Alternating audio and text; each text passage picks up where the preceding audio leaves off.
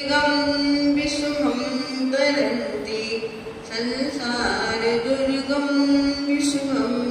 बोलो शांतिनाथ भगवान की, महावीर भगवान की, परम दादा श्री आदि सागर जी महाराज की, परम दादा श्री शांति सागर जी महाराज की, परम दादा श्री महावीर कीर्ति जी महाराज की, परम दाता श्री विमल सागर जी महाराज की, परम दाता श्री सन्मति सागर जी महाराज की, परम दाता श्री इंद्रचंदी जी महाराज की, परम पूज्य प्रथम गणी ज्ञान चिंतामणि विजयवती माता जी की, परम अर्धगणी मल प्रभा माता जी की,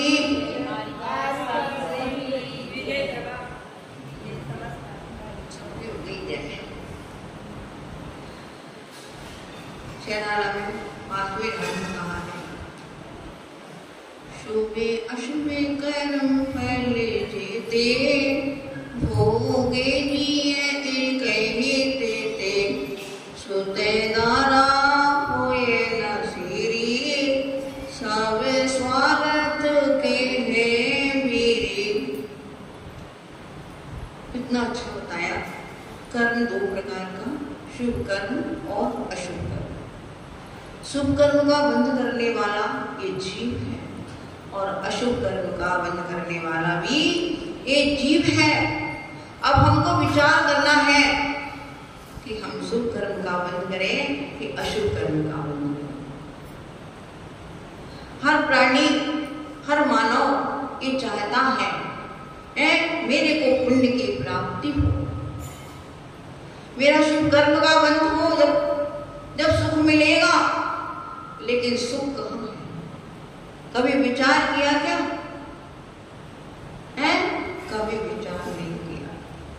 संकल्प विकल्पों में सुख है क्या? संसार में सुख है क्या? जो संसार में से सुख होता, तीर्थंकर क्यों त्यागे, काहे को सेवे साधन करते, संयम सो अनुरागे। उनके घर में क्या कमी थी? तीर्थंकर थे, चक्रवर्ती सब छोड़ दिया। विचार किया कि संसार में सुख नहीं है। स्थायी सुख, सच्चा सुख कहाँ है? मोक्ष में है। उसको प्राप्त करने के लिए हमको क्या करना?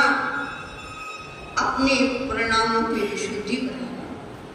जब आपके परिणामों में विशुद्धि बनेगी तो आपके जीवन में वैराग आएगा, और जब आपके जीवन में वैराग आ गया तो संयम लेने की, त्याग लेने की आपके अंदर में भावना उठ जाएगी कि मैं भी कुछ त्याग करूं।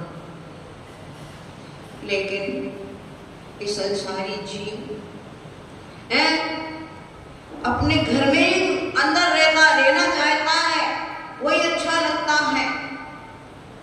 मैंने उस दिन बताया था क्या, हिरण को प्यास लगती है, वो दौड़ता है, वो चमकती हुई बालू दिखती है उसको, वो समझता है क्या ये पानी है, और वे हताश दौड़ता है, और इतना दौड़ता है कि अपने प्राणों को गंवा देता है।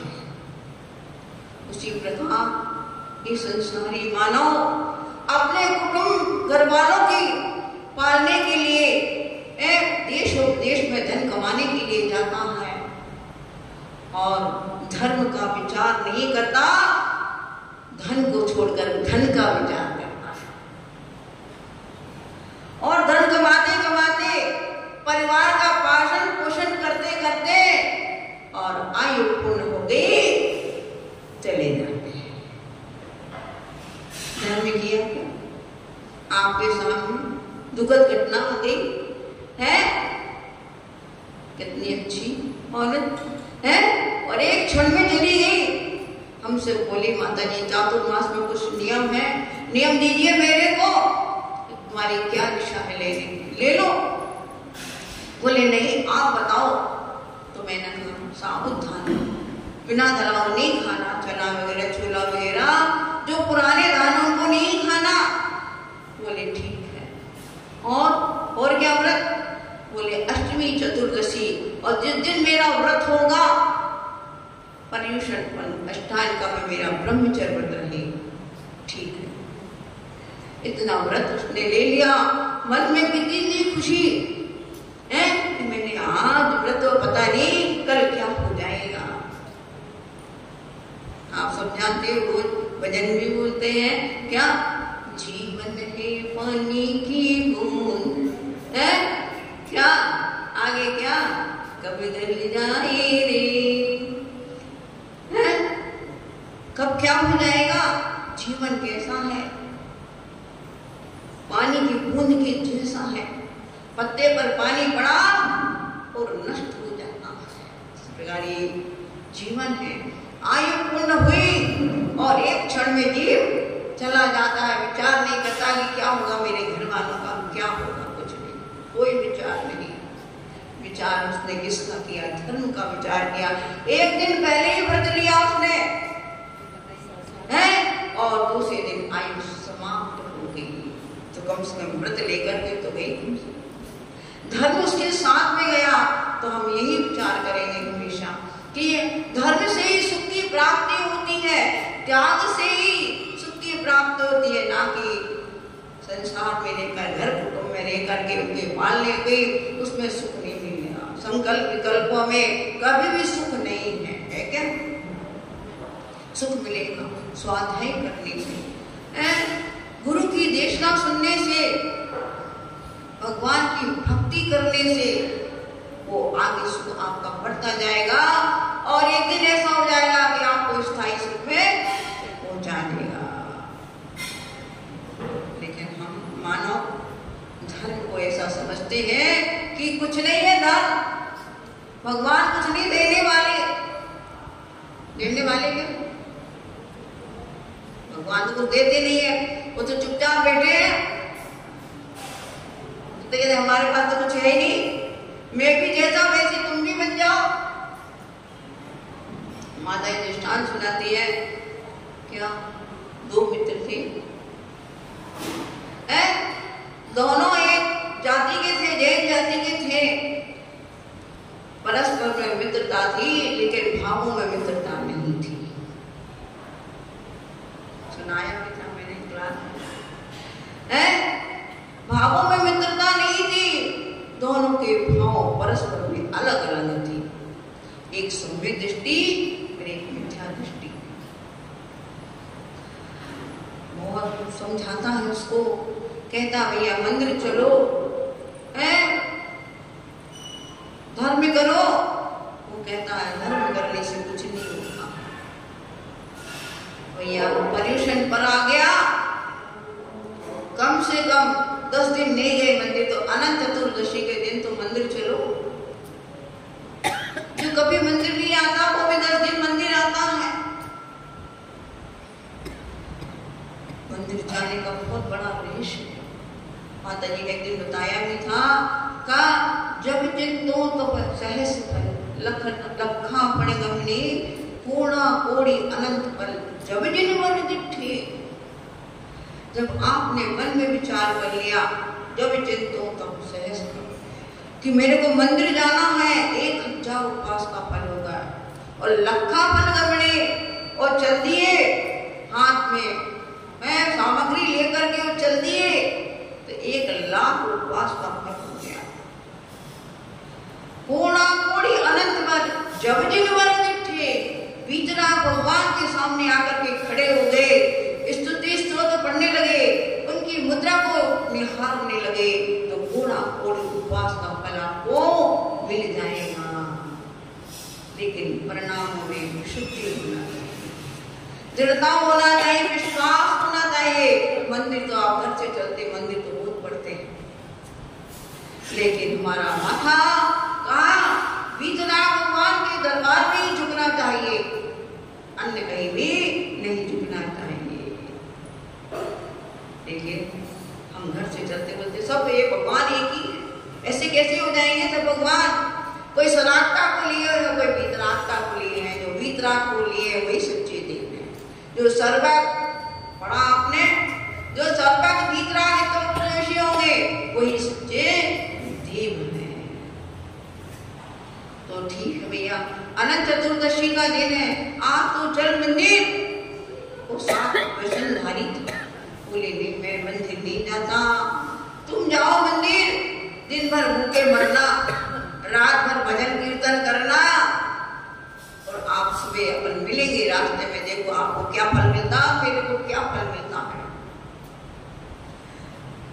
ठीक है, मत जाओ, जैसी करनी वैसी करनी है, जैसे भाव विचार होंगे वैसा ही उसको फल मिलेगा।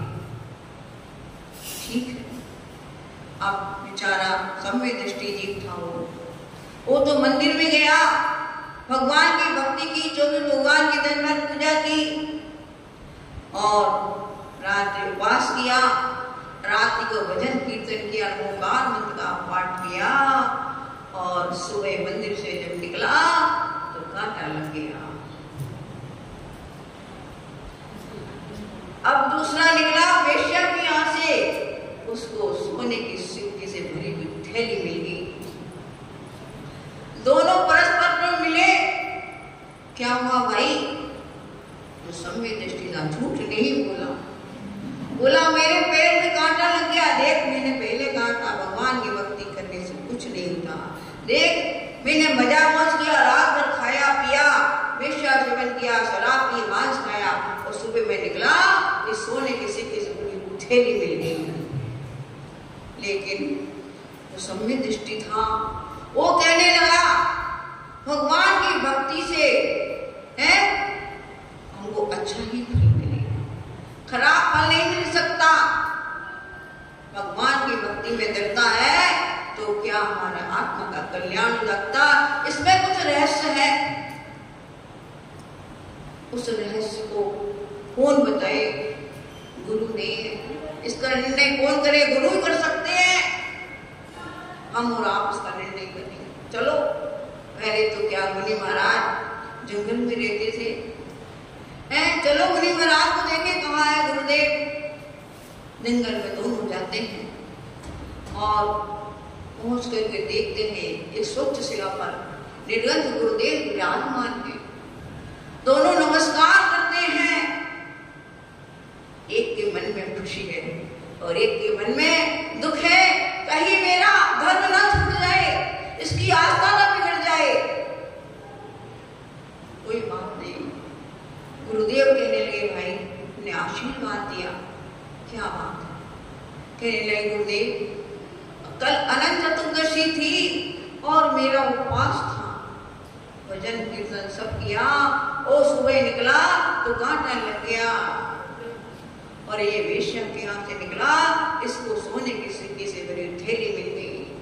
वो गुरुदेव अवधि ज्ञानी थे, उन्होंने कहा भैया इस व्यक्ति का इतना पाप था आज, इसको सूली होने वाली थी, लेकिन इसने भगवान की भक्ति की, भगवान की स्तुति की, भगवान की पूजन की, भगवान के ऊपर आस्था रखा, विश्वास रखा, तो इसका पाप क्या पुण्य रूप परिणमन कर गया, केवल कांटा लग करके ही इसको रह गया। बहुत बड़ा आना था वो थोड़े में ही चला गया, और इसका इतना पुण्य था व्यक्ति का, इसको क्या आज राजगद्दी होने वाली थी, लेकिन इसने क्या किया? इसका पुण्य पाप रूप परिणमन कर गया। केवल थैली, सोने के सिक्के की थैली मिल गई। आप तो किसको अच्छा कहोगे? जो धर्म को नहीं जानता, धर्म से हीन है, तो किसको अच्छा कहेगा? इसको सोने की सिक्की मिली, थैली मिली, वो अच्छा है? उसी को कहेंगे। क्यों? धन के लोग पूरी दुनिया में आज बहुत है। तो और जिसको कांटा लग गया, अरे छोड़ो छोड़ो, कहते हैं ना जो पाप कर रहे उनके पास संपत्ति बहुत है, जो पुण्य कर रहे बेचारे रोज अभिषेक करने आते, पूजा करते, उनके पास कुछ भी नहीं है। कहते हैं उसने पूर्व जन्म में पुण्य कमाया और अभी अब कहाँ जाना? नरक की रास्ता उसके लिए साफ हो रही है। अभी पुण्य कर लेगा तो नरक में नहीं जाना पड़ेगा, पुण्य करके आई, संपत्ति मिल गई, लेकिन अभी पाप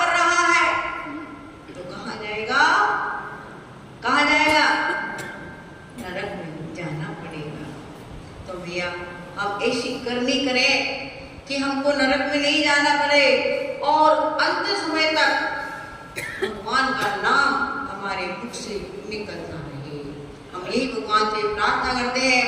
शांतिनाथ भगवान की दृष्टि अपने ऊपर है।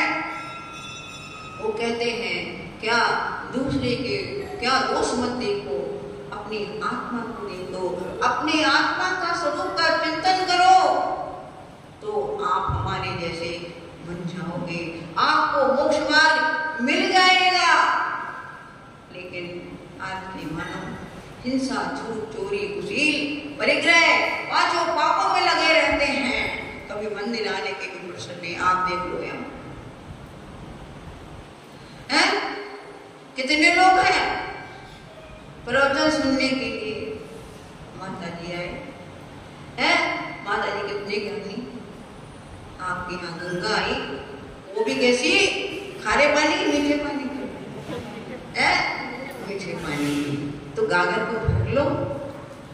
अगर गागर भर गया नदी तो बहती ही रहेगी और बह करके दूसरे स्थान पर चली जाएगी। अगर गागर को नहीं भरा तो पानी कैसे पियोगे? खारा पानी पीना पड़ेगा। हम खारा पानी नहीं पीना, मीठा पानी पीना है तो गागर भर जाएगी। जब माता जी का प्यार हो जाएगा है, थोड़ा रायसिंह से चले जाएंगे तो क्या होगा? गागर भरी रहेगी। पानी चिंतन करते रहोगे कि माता जी ने ये पढ़ाया था, ये सब बताया था, तो आपके परिणामों में शुद्धि बनती रहेगी। कोई भी दूसरे महाराज माता जी आएंगे तो आप उनको पढ़ाएंगे तो आपको ये लगेगा कि माता जी ने मेरे को ये पढ़ाया है। क्यों जी, कुछ समझ में आता कि नहीं? मेरी भाषा समझ में आने की नहीं है? क्यों? मेरे को मारवाड़ी तो आती नहीं, आटे वाटे तो आते नहीं। मैं तो हिंदी भाषा जानती हूँ, हिंदी में बोलती हूँ। वो कल आई, वो बोली आप कैसे बोलते हैं, हमको समझ में नहीं आता। तो मैंने बोली कौन सी भाषा में बोलूं मैं? कौन सी भाषा में बोलूं मैं, तुम बता दो। बोले मेरी भाषा। बोले तो आप और मैं विपरीत हो गए। किस प्रकार? आत्मा और शरीर भिन्न है, ऐसे हम और आप भिन्न हैं। क्यों? हमको आपकी भाषा नहीं और हमारी भाषा आपको नहीं है। ऐसा विचार नहीं, कम से कम नहीं समझ में आ रहा है, पढ़ रहे हैं हम तो पूर्व का संस्कार बन जाएगा। अगले जन्म में जाकर के वो संस्कार आपका काम कर जाएगा। कई व्यक्ति रहते हैं कहाँ जाते? महाराज माता जी के पास में जाते हैं और मन में वैराग आ गया। अब के व्यक्ति नहीं, चतुर्थ राजा महाराजा थे, महाराज के पास में गए, उनकी वाणी को सुना, मन में वैराग आ गया, वही दीक्षा ले ली। मेरे राज्य का क्या होगा? सोनू चली गई, विचार किया कि मेरे घर वालों का क्या होगा? कुछ विचार नहीं किया, चली गई। तो राजा महाराजा दीक्षा ले लेते थे, कोई विचार नहीं करते थे कि मेरे राज्य का क्या होगा। दीक्षा लेना, मेरे को अपनी आत्मा का कल्याण करना है। आप हमेशा ऐसे ही सोचते रहो। सब लोग सब मुंडी तो हिला देते हैं, सबकी मुंडी हिल रही है? करनी और कथनी में अंतर होता है। कथन तो करो, करनी भी करो वैसे, और वैराग की भावना भाव कि हे प्रभु ऐसा कौन सा दिन आएगा कि मैं भी दीक्षा लेकर के और अपनी आत्मा का कल्याण करूंगी, है ना? आता के मन में। अभी यहाँ तो मसान में जाते ना, वैराग हो जाता है, और बच्चा पैदा होता है तो वैराग हो जाता है। बेचारा मरिया, अब ऐसा कोई नहीं संसार में, किसी का कोई संसार में नहीं है, ऐसा विचार कर लेते ना वहां। और घर आए, नहाया धोया, वैराग धुल गया। ऐसा नहीं करना, वैराग की भावना को आते ही रहना, 16 कारण भावना को भाते ही रहना। जब तीर्थंकर कम से कम अपन ऊपर छत पे जाना है तो क्या एक एक सीढ़ी पर पैर रखते ना, जब छत पर पहुंच जाते एक साथ पहुंच जाते हैं। अब तो लिफ्ट लगती तो चले जाते हैं, वो भी स्टेप बाय चढ़ती है, एकदम से नहीं जाती वो भी। तो हमको भी मोक्ष मार्ग में जाना है, मोक्ष के मार्ग में लगना है, नहीं तो भैया ये दुर्लभ चिंतामणि रत्न मिला है हमको, जीवन गुरु मिला है, मनुष्य पर्याय मिली है, मन अच्छा है, बुद्धि अच्छी है, छोम अच्छा है, तो क्या अपनी आत्मा का कल्याण कर लेना चाहिए। फिर पता नहीं कब क्या हो जाएगा, है मन दूसरी पर्याय में चले गए तो अम्मा जी है दूसरे पर्याय में चले गए, वहां क्या होगा, नीच कुल में पैदा हो गए, है स्वर्ग में भी गए तो क्या हुआ, भी देवांगनाओं के साथ में रमे रहे। जो मिथ्या दृष्टि देव हैं वो क्या करते हैं, अपनी देवांग के सामने कीड़ा करते रहते हैं, इधर उधर घूमते रहते हैं, और जो सम्य दृष्टि देव है वो आकृतिम चैत्यालय की वंदना करते रहते हैं, नंदीश्वर में नंदीश्वर द्वीप में जाकर के, और भगवान की 24 घंटे अहनिश भगवान की पूजा भक्ति करते रहता है। तो हम भी वहां गए, वो अच्छी धर्मशाला है, वहां तो जाना ही पड़ेगा, क्यों, पंचम काल में तो मोक्ष है नहीं, मोक्ष कब मिलेगा, चतुर्थ काल में, है ना। तो अभी तो चतुर्थ काल आने वाला नहीं है, अभी तो पंचम काल के बाद में छठा काल आएगा, छठा के बाद महाछठा काल आएगा। तब तक कहाँ रहना, अच्छी धर्मशाला।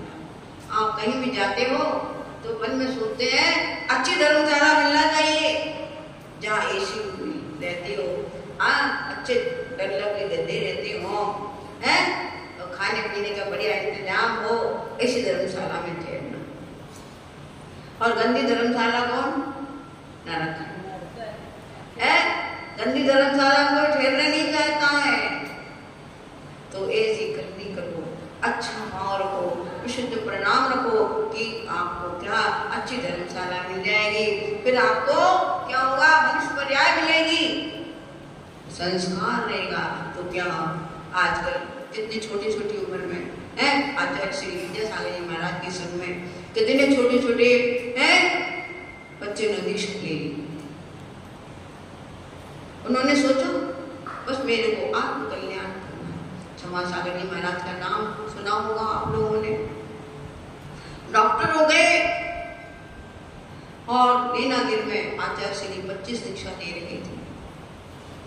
बोले दीक्षा देखने में भी जाऊंगा, चले गए दीक्षा देखने के लिए, और सबका केस लॉस हो रहा है, मन में परिणाम आ गया कि मैं क्या कर रहा हूँ, मेरे को भी दीक्षा दे। आचार्य श्री से प्रार्थना की, गुरुदेव मेरे को भी दीक्षा दे दो। तो उन्होंने क्या कहा, तो अपने हाथ से केस लॉस कर लो तो दीक्षा देता हूँ। मैं सोचा ये डॉक्टर बनने वाला ये क्या करेगा, केस लॉस अपने हाथ से। बैठ गए, पैंट और शर्ट पहनी हुई है अभी भी, और केस लॉस कर लिया है। तो अपन कहते भजन पढ़ते ना आप लोग, जीवन के किसी क्षण में वैराग्य उपज सकता है, संसार में रहकर प्राणी संसार को तज सकता है। कहीं दर्पण देख विरक्ति, कहीं मृतक देख वैरागी, ये पूर्व जन्म का त्यागी। जो पूर्व जन्म का त्यागी रहता है उसके संस्कार रहते हैं। स्नान घाट में गए, मृतक को देखा, कुछ नहीं संस्कार। आप रोज पढ़ते हो, पारायण भावना पढ़ते हैं ना, रोज पढ़ते हो, समाधि भावना पढ़ते हैं रोज। जहाँ देह अपनी नहीं, तहाँ न अपना को, घर संपत्ति पर प्रगट है, पर है परिजन लो। जहाँ शरीर अपना नहीं, वहाँ अपना दूसरे घर को मालिक अपने हो सकते हैं क्या, है कोई नहीं, कोई साथ जाने वाला नहीं है। कोई जाता है क्या? पति मरता है तो स्त्री दरवाजे तक जाती है और कुटुंब वाले स्मशान घाट तक जाते हैं, और कोई साथ में जाने वाला, कोई है साथ में जाने वाला तो एक धर्म ही है जो आपने जीवन का जिसका सेवन किया, भगवान की भक्ति की पूजा की है, वो स्थायी धर्म आपके साथ में जाने वाला है। और जो भी आपने दान पुण्य किया है वो धर्म आपके साथ में जाने वाला है। और वो कोई भी साथ में जाने वाला है सबको अपना अपना कहते हैं, ये मेरा, ये मेरी बहन, ये मेरा भाई, ये मेरा पति। लेकिन जब आंख बंद होती है तो कोई नहीं विचार करता कोई मेरा है क्या, मेरा मेरा जीवन भर करा, और जब गए ऊपर तेरा तेरा हो गया कि नहीं है? तेरा तेरा नहीं करना, मेरा मेरा करो, अपनी आत्मा के स्वरूप का चिंतन करो, आत्मा के कल्याण में लगो, तब वो मेरा मेरा सार्थक है। नहीं तो ये तो दुनिया पराई है, दुनिया में कोई नहीं है। इसलिए हम ये विचार करें कि हमको सांसारिक सुख नहीं चाहिए। जब गृहस्थ में रहते हैं थोड़ा बहुत तो सुख चाहिए, पैसा मिल गया है, खाने पीने को अच्छा मिल गया, साड़ी बढ़िया अच्छे पहनने को मिल गई, सुख हो गया। लेकिन वो सुख त्याग में है, इसमें सुख नहीं है। कम से कम माता जी का चातुर्मास हो रहा है, कम चातुर्मास में तो त्याग करो कि हम कितनी साड़ी रखेंगे, कितनी साड़ी को पहन करके मंदिर में आएंगे, है? कम से कम नियम तो लो कि हम 500 साड़ी का नियम लेते हैं, 100 साड़ी का नियम लेते हैं, हम 50 साड़ी का नियम लेते हैं। कुछ तो संसार में दुनिया में जितनी भी साड़ी है, अगर नियम नहीं लेते सबका पाप आपके माथे में लगेगा, और नियम ले लेते हैं, सीमा बन जाती है, तो वो जितना भी साड़ी है दुनिया के उससे क्या होगा, पाप का आश्रय रुक जाएगा। हम कितना नान खाएंगे, रोज कितना रस खाएंगे, रोज जलेबी खाते क्या है, इमरती खाते क्या, घेवर खाते क्या, बांगर खाते क्या, नहीं खाते, लेकिन नियम नहीं है। एक दिन में कितनी बार हम खाएंगे, नियम है। जब आया जब चलो मुंह में डाल दिया, लेटर बॉक्स बना दिया, अब तो मोबाइल और लेटर बॉक्स तो गए क्या, लेटर बॉक्स में क्या चिट्ठी जो आया वो चिट्ठी डालता रहता था, मुंह को क्या बना लिया, लेटर बॉक्स बना लिया, जब आया जब मुंह में डाल लिया। तो त्याग करो, त्याग की भावना ही आपको ऊपर उठा देगी, है ना। लिपस्टिक लगा करके मंदिर में नहीं आएंगे, है? कितनी अशुद्ध चीज, अशुद्ध चीजों का हम सेवन नहीं करेंगे।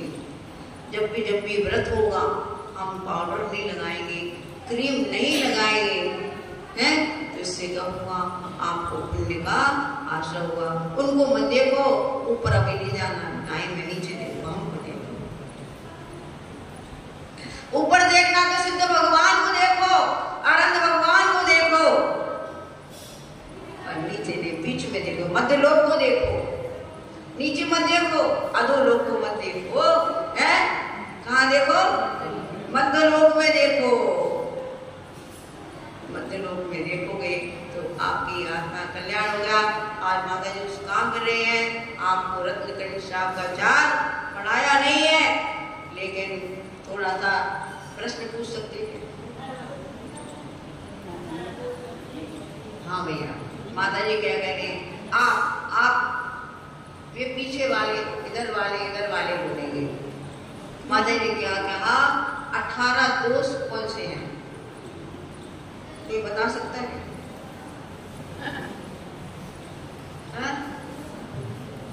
पीछे वाले बोलो और आगे वाले बोलो, बोलो तो सोए। हाँ बोल भाई, हाँ बोल भाई, हाँ हाँ बोलिए आप। श्लोक बोलो। हाँ श्लोक बोलो। शुक्तिपाशा जरातंक जन्मांतर भयस्मया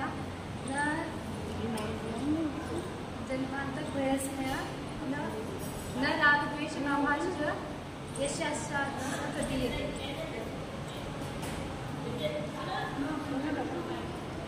अरे क्या बोला, हिंदी में तो बोलो। श्लोक का अर्थ में नहीं समझ में आया सबको, सब थोड़ी समझते हैं। हिंदी में बोलो, उसका अर्थ करो। क्या 18 दोस्त